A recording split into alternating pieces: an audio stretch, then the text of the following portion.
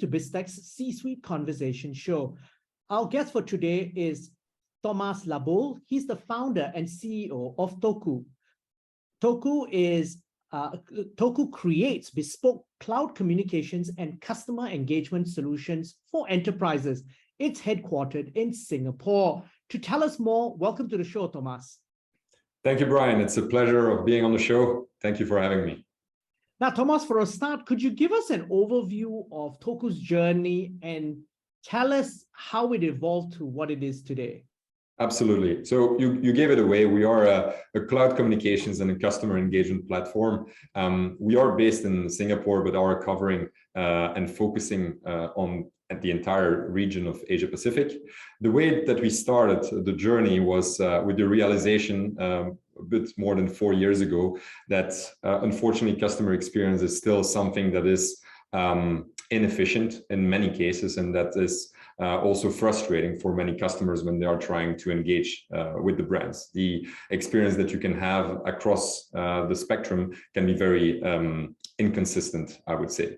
And most of that is caused by a fragmentation that is not getting resolved between the customer data and the communication channels, which means that as a customer, every time that you engage with the brand, you actually realize that they don't know much about you in real time. And that's, I think, where the journey started. Now, I want to zoom in on you before we dive deeper into Toku.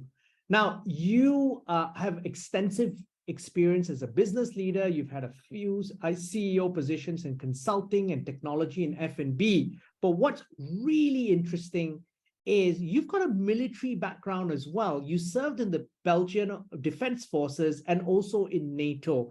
Tell us a little bit about that. Correct. It's like I had multiple lives, and my first career was in the army. I actually also did my studies in the Belgian Defense Forces. Got my university degree with them, and then got the opportunity to do a couple of missions, both with the United Nations and also with NATO. That was like almost 10 years of my life before I decided to test out the waters in the private sector. Now, Thomas, how did that stint, the 10 years in the military, shape you as a person? Well, it was definitely very enriching, and I must say that many of the ways I behave today, the values I carry as well, both in my personal life and in my professional life, are partly coming from my time in the army. So I'm very focused on discipline, on loyalty, on also making sure that as a team we succeed, being focused on what we are doing. And in business, that's definitely key. You yourself, as a fellow entrepreneur, you know that loss of focus is a big reason why many startups are missing their opportunity to shine. And so a lot of these things are coming from my time in the army. Now, tell us then, in terms of now Toku itself, as some of the solutions that you offer. Mm-hmm. So we try to, as I said, be a one-stop place, one-stop provider for brands that have cloud communication needs, which is almost any industry in the economy today. So we start with making sure that there is a strong connectivity background, which is one of the reasons why our competition from the US or from Europe is less efficient in Asia. Because in Asia, as you know, multiple markets, very fragmented space, both in terms of connectivity access and also in terms of the regulations. So you need to have a specialized actor in order to navigate all of that complexity. On top of it, we offer a lot of programmable application programming interfaces. So just to translate all the technicality into something that is a little bit more tangible for your listeners and viewers, we are enabling companies to actually have communication capabilities directly into their own ecosystem. mostly in their application or also on their own platform. So it goes from use cases like enabling delivery rider to call directly the customer because they are unable to find the exact location where to drop off the food that they are bringing, for example. And in order to protect both identities, that communication can only be happening in an anonymized way, either through number masking or directly in application, and also needs to be temporary because you don't want to necessarily be in touch again with your delivery rider or with the customer outside of the transaction. So these are the kind of things that we enable through code and through the APIs that we have. And on top of it, we obviously also have graphical interfaces for solutions that need to be used by business teams. And the flagship product there is our omni-channel contact center solution, which is cloud-based and enabling agents and customer support teams to communicate with their customers across all the channels that they find relevant. And so that's really enabling a seamless customer experience on the user side, because you can contact your brand through an email, through an SMS, through WhatsApp, and then have a call later with an agent that is specialized and already informed about your problem. So you're gaining in efficiency. That's really the goal that we are pursuing here, is to reimagine customer experience for brands in Asia Pacific. Okay, Thomas, could you break this down for us a little bit more by giving us some customer examples, really how you've helped specific customers with their businesses and how this has resulted in measurable improvements in their businesses? Sure. I think I'll take an example that you might be able to relate to in different markets where ride hailing is present. So ride hailing, one of our customers is a regional ride hailer and specialized in everything that is transportation. And they have a lot of cases where obviously you forget something in the cab, you forget something in the car that you just took, and you realize, unfortunately, after the car has already left. So in many of these cases, you have to call to the hotline, and the agent is going to help you to retrieve the item. But the added value of the customer agent in that regard is very little. The only reason that they are assisting in the coordination is because you don't have the number of the driver, and they cannot exchange, in many jurisdictions, they cannot exchange the personal details. And so it is frustrating, for the customer not to be able to directly reach out to the driver, especially if they realize it only a few minutes after the car has left. And so there we are enabling brands to actually avoid an involvement from the customer agent by simply providing a process where they can call a number, validate the transaction or the ride in which they were and they lost the item, and then they receive via text message a phone number, which is a temporary allocated phone number to their ticket. And every time that they will call that number during, for example, 24 hours, depending on how it has been set up, they will directly be in touch with the driver. And so they feel in charge, they feel autonomous in the way that they are going to retrieve the item. They are not losing any time with additional coordination with the brand. So for them, the brand is solving their issue in the most efficient way possible. And of course, as in any process, you always have the ability to escape the route that is given to you. And if you really want to speak to an agent, you always can, especially in very sensitive issues like you forgot your pet in the car at that time. If you are panicking, you don't want to have to deal with a complicated process. You want to be able to talk to someone right away. So that's one of the concrete examples where we actually assisted the brand to remove the need for having a customer agent engaged in these kind of issues. And so by now, more than 80% of these lost and found transactions or cases are actually solved without an agent being involved. Okay, and I think we can see how big an advantage that is, and how it actually solves a very, very big problem. Because if you're running a business like that, these things happen on a day-to-day basis everywhere. Absolutely. Yes. Now, could you give us some insights perhaps into the industries which you particularly are strong at in the Asia Pacific region? Sure. And just to bounce back on what you just said, it's indeed the goal that we're looking for, right? Is to make sure that the brands have their resources allocated to where they are needed the most and where they can add the most value. And so everything that you can automate in your customer engagement and customer experience is something that you should do and invest in.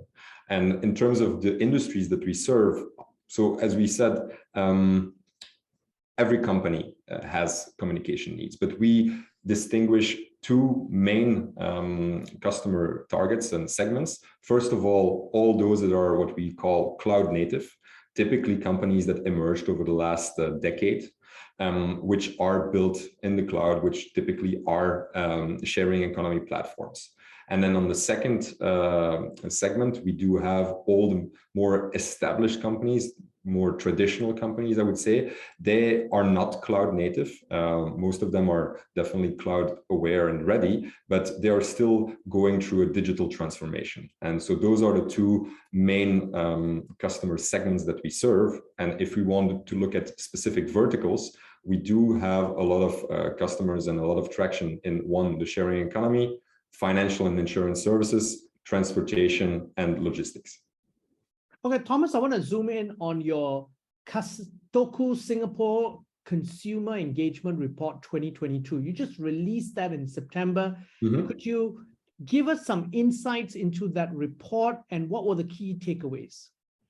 Yes, so maybe first, why did we launch or did we mandate a company to actually create that customer engagement report? Is that most of the market trends that we could find were always based on studies that were done overseas, typically in North America or in Europe, but very little specific information about the problems that customers are encountering in Asia, and in this case, very much in Singapore. So the entire report has been done for Singapore, and because of the very positive feedback that we got since we released it, we already target to have it also for Malaysia and Indonesia next year as we expand the reach of that report. So in terms of some of the highlights that we got out of it is, first of all, the trust that seemed to be problematic between brands and customers because of all the fraud and scam cases that are unfortunately more and more common, I think both in Singapore and in Malaysia as well, where there are a lot of people impersonating brands through the use of local phone numbers or even international phone numbers. So that is one thing that was actually even more of a problem that we had suspected. And something that is also fitting into our strategy and to what we are proposing to brands to do in order to resolve that issue. And the second one is the relevance of voice as a channel. So obviously, and I'm sure that you've experienced it yourself, we see that there is an emergence of chatbots and chats, and that is also related to the cost that you have as a brand when you need a lot of customer support agents, right? So it needs to make sense. When do you have an actual person that can interact with you, and when do you have chatbots or at least a chat with a customer? So there, the relevance of voice is clearly very present for everything that is sensitive transactions or high value transactions. So any payment issue or travel question, rerouting of a flight, insurance discussions, all of that, we see a strong preference from users for voice calls, either in the app or through telephony. Now, I want to zoom in a little bit on some key trends in the customer experience landscape. Now, customer experience, especially over the pandemic, has just taken a higher sense of importance across all C-suites across the region. What are some key trends that you're seeing in 2023? So the main trend since the pandemic has hit us is that we finally observe that brands are investing in their customer experience, no longer seeing it as a cost center, but seeing it more and more as an opportunity to actually stand out of the crowd. Right? It's really an added value. It should be a way to differentiate yourself as a brand and not only a cost that you have in your P&L. Right. So that's one thing, that the investment today, it's no longer just the basics or the minimum needed in order to cover that aspect of your P&L, but really they are looking to gain value out of it. And you see that across all the industries. So that's one thing that we have observed. And then for 2023, as the basics are more and more covered, although depending on the industries, there's still a lot of work to do, there is an investment that is done now in order to link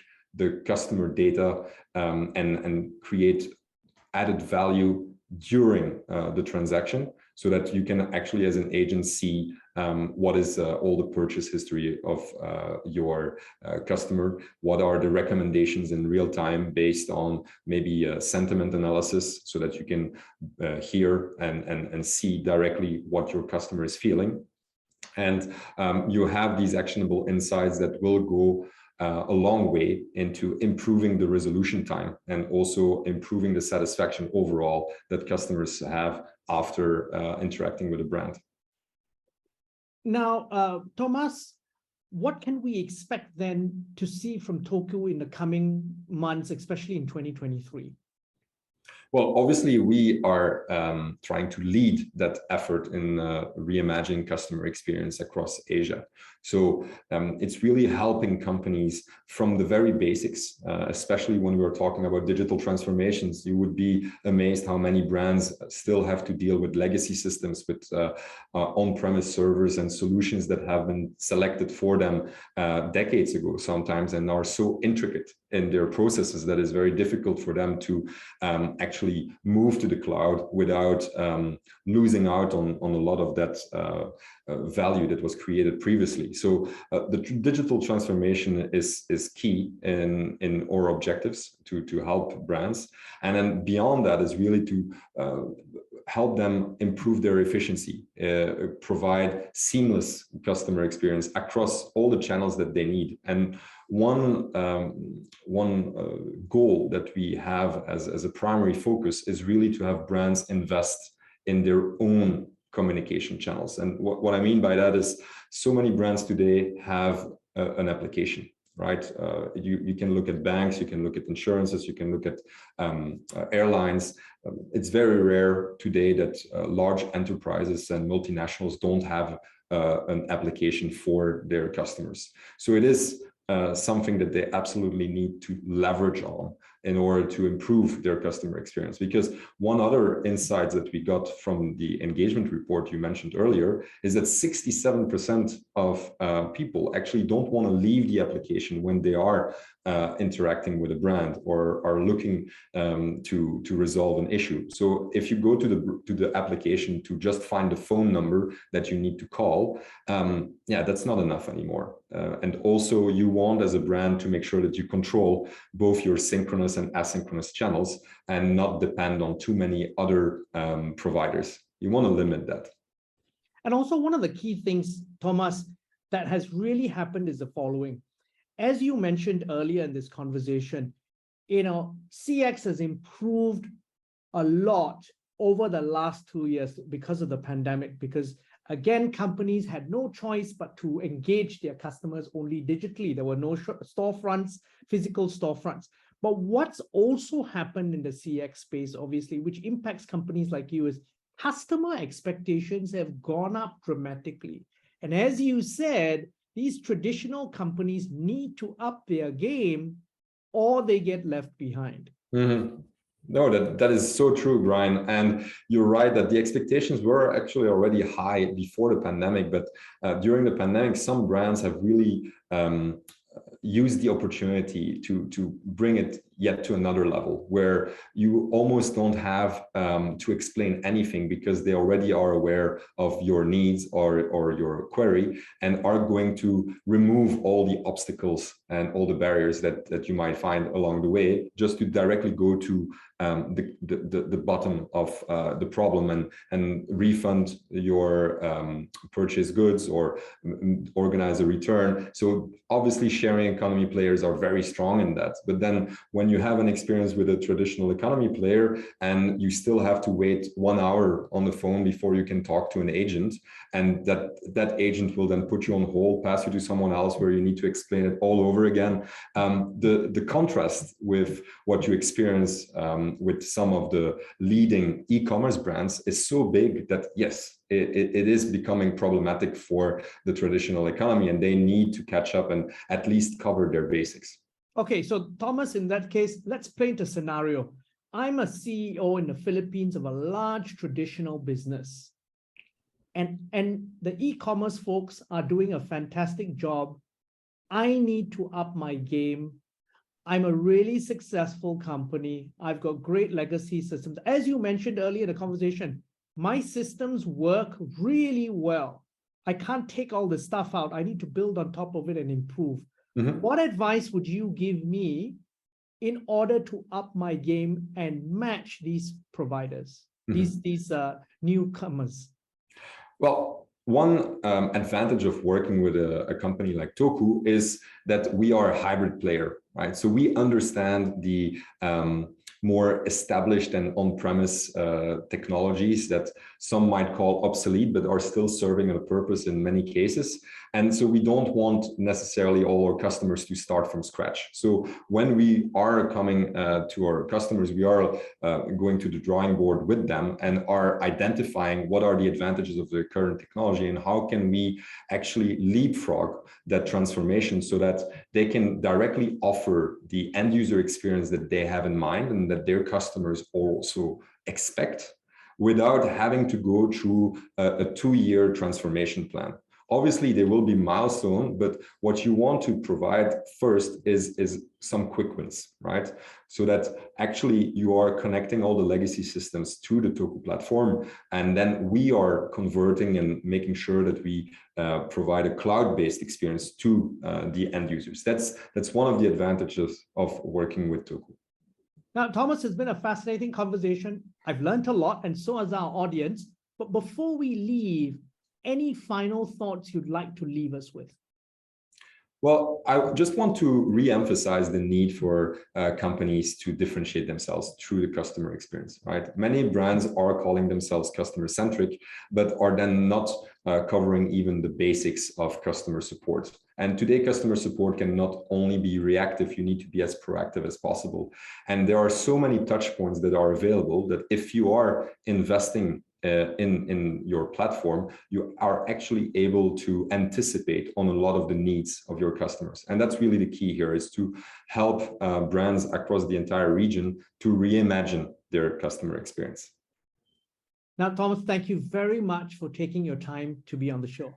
Thank you, Brian. Now, we've been speaking to Thomas Laboulle. He's the founder and CEO of Toku.